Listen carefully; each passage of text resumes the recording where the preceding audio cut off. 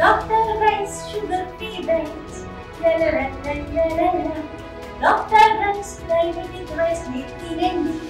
రెండవ రోజు 6 అంశాలకు సంబంధించి తీర్మానాలు జరిగాయి. మహానాడులో ఈరోజు ప్రధానంగా 6 అంశాలపైన అటు చర్చ కొనసాగుతున్న పరిస్థితి. ఈ నేపథ్యంలో మనతో పాటు ఎంపీ అప్పలనాయుడు గారు ఉన్నారు. ఆయన అడిగి తెలుసుకునే ప్రయత్నం చేయాలి. చెప్పండి సార్, ఎలా చూడాలి అసలు రాయలసీమలో? అందులో ప్రశాంతమైన వాతావరణం. మామూలుగా మనం ఏమనుకున్నాం అంటే ఎండ తీవ్రత ఎక్కువగా ఉంటుందనుకున్నాం, కానీ ఇది ఒక రకంగా మీకు శుభసూచకం అని చెప్పచ్చు సార్. 100% శుభసూచకం అండి. బాబు గారు ముఖ్యమంత్రి గారు చెప్పినట్లుగా తెలుగుదేశం పార్టీ పసుపు జెండాయే పసుపు శుభసూచకం. ఈరోజు ఆ పసుపు శుభసూచకంతో ఈరోజు తెలుగుదేశం పార్టీ ఎన్డీఏ కూటమికి గెలుపు నాందయింది. ఈరోజు మహానాడికి అద్భుతమైన రిజల్ట్ వచ్చింది, రెస్పాన్స్ వచ్చింది. ఎప్పుడు ప్రతి ఏడాది కూడా రెట్టింపు ఉత్సవంతో వస్తుంది. అందుకే ఈరోజు కోటి సభ్యత్వాలతో చేసుకున్న తొలి మహానాడు ఇది. అందుకు ఆ ఆనందం ఉంది, ఆ గౌరవం ఉంది. అందుకే ఈరోజు అందరూ కూడా కార్యకర్తల ఇంక రెట్టింపు ఉత్సవం వచ్చింది.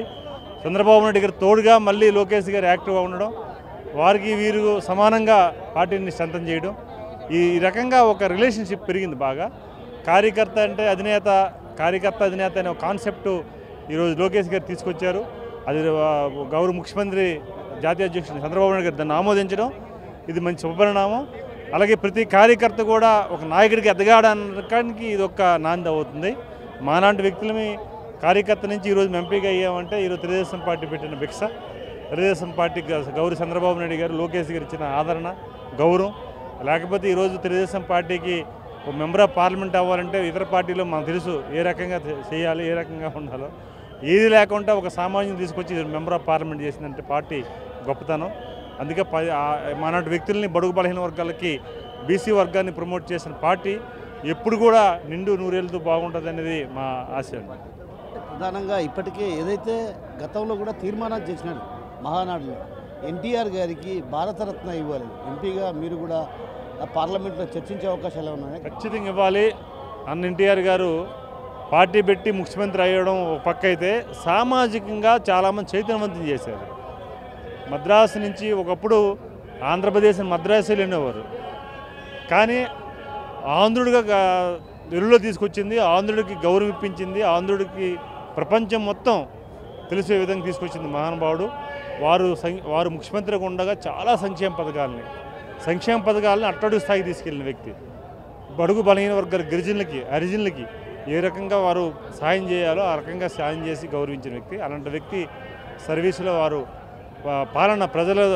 ప్రభుత్వ పాలన ప్రజలే తీసుకెళ్లే నాంది పలికారు. ఖచ్చితంగా భారతరత్న ఇవ్వాల్సిన అవసరం ఉంది. దానికి సంబంధించి ప్రతి ఒక్కడు తెలుగువాడు కోరికది. మేము కూడా మెంబర్ ఆఫ్ పార్లమెంట్కి కూడా మేమందరం కూడా త్వరలోనే ప్రధానమంత్రిని కలిసి రిక్వెస్ట్ చేస్తాం. ప్రధానంగా కడపలో ఈ మహానాడు జరగడాన్ని ఎలా చూడాలి? అదేవిధంగా వర్షం కూడా కురిసే పరిస్థితి కనిపిస్తుంది. ఇప్పుడు కడపలో చేసామంటే కృతజ్ఞత అండి. ఎన్డీఏ కూటమికి మనకి 40 ఉమ్మడి సీట్లో 10 సీట్లు వస్తే 10 సీట్లో 7 సీట్లు మనకి ఎన్డీఏ కూటమి ఇచ్చింది. కృతజ్ఞత మనం ఈ ప్రాంతం చేశారు. ఈ రాయలసీమకి మూలంగా హెడ్ క్వార్టర్ ఇది. సో అలాంటి సమస్య చేసుకున్నాం. కామన్గా అన్ని ప్లేసులు చేస్తాం, అందులో భాగంగా ఇందులో చేస్తాం. ఒక్కో ప్రాంతం మాకు విజయనగరం ఇంతవరకు జరగలే. నెక్స్ట్ సంవత్సరం చేయమని రిక్వెస్ట్ చేస్తున్నాం. అలాగే చేస్తున్నాం. ఇది మంచి పరిణామం. అంటే లోకేష్ గారికి కీలకమైనటువంటి బాధ్యతలు అప్పగించబోతున్నారు అనేటువంటిది ఒక ప్రచారం జరుగుతుంది. ఎలాంటి బాధ్యతలు అప్పగించబోతున్నారు ఏంటి సార్? ఖచ్చితంగా తెలుగుదేశం పార్టీలో 1 కోటి మంది సభ్యులున్న తెలుగుదేశం పార్టీ కుటుంబ సభ్యులు మనసుల్లో ఒక ప్రత్యేక స్థానాన్ని సంపాదించుకున్నాడు. ఆయన పనితీరు వల్ల వారు ఈరోజు యువగలం పాదయాత్ర చేసి ఇటు ప్రజలకి, కేడర్కి దగ్గర అయిపోయారు.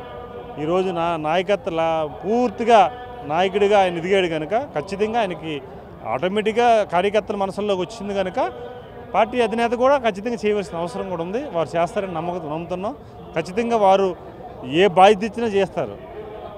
ఆ రోజు మనం ముఖ్యమంత్రిగా మనవడిగా, ఇంకో ముఖ్యమంత్రి బిడ్డగా ఏ రోజు ఆయన ఇగోస్ పోలేదు. ఏ రోజు ప్రజల దగ్గర కానీ కార్యకర్తలు నాకు ఉండలే. సామాన్యుడిగా ఉన్నాడు, ఎదిగాడు. ఆ ఎదగడమే ఈరోజు మా పనికి వచ్చింది. మరొక 40 సంవత్సరాలు అద్భుతంగా ఉంటుంది. ఒక్క మాట అడుగుతున్నాను మిమ్మల్ని. షర్మిల ఏదైతే వైఎస్ఆర్ కడప జిల్లాగా మార్పు చేయడాన్ని తప్పుపడుతుంది. ఎన్టీఆర్ జిల్లా ఉంది, ఎన్టీఆర్ జిల్లాను కూడా ఎన్టీఆర్ విజయవాడగా మార్పు చేయాలని ఆమె చేస్తున్నటువంటి డిమాండ్ను మీరు ఏమంటారు? ఇప్పుడు కడప అంటే దేవుడు గడప.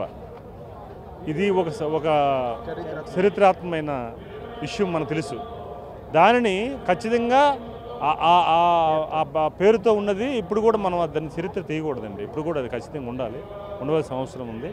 అందుకే ఈరోజు వారు చేశారు. గతంలో కూడా ఎన్టీఆర్ జిల్లా సంబంధించి కూడా మనం ఆ రోజు వారు పుట్టారు, అక్కడ చేశారు కనుక ఇక్కడ కూడా ఒక కడప పెట్టలేదు, వైఎస్ఆర్ కడప జిల్లాని కూడా పెట్టారు కదా. దానికి సంబంధించి వారు కూడా తెలుసు, వారికి కూడా జనాల ఆమోదం కూడా అదే. అందుకే ఈరోజు అందరూ కూడా ఆమోదించారు, దానికి తగ్గట్టు ప్రభుత్వం తీసుకుంది. Thank you. సో మొత్తం మీద ఈరోజు మహానాడు జరగబోతుంది. ఈ మహానాడులో ఏదైతే తీర్మానాలు చేశారో అవన్నీ కూడా సంపన్నులను, అంటే పేదలను సంపన్నులు చేసే విధంగా, అదేవిధంగా ప్రజా సంక్షేమ పథకాలను అమలు చేసి రాబోయే రోజుల్లో అటు పూర్తి స్థాయిలో స్ట్రైక్ రేట్ సాధించే దిశగా అడుగులు వేయబోతున్నాం అన్నటువంటి విషయాన్ని మనతో పాటు ఉన్నటువంటి ఎంపీ అప్పలనాయుడు గారు చెప్తున్నారు. Over to studio. India Pakistan ఉద్రిక్తతలపై లేటెస్ట్ అప్డేట్స్ కోసం డౌన్లోడ్ చేసుకోండి RTV లైవ్ యాప్.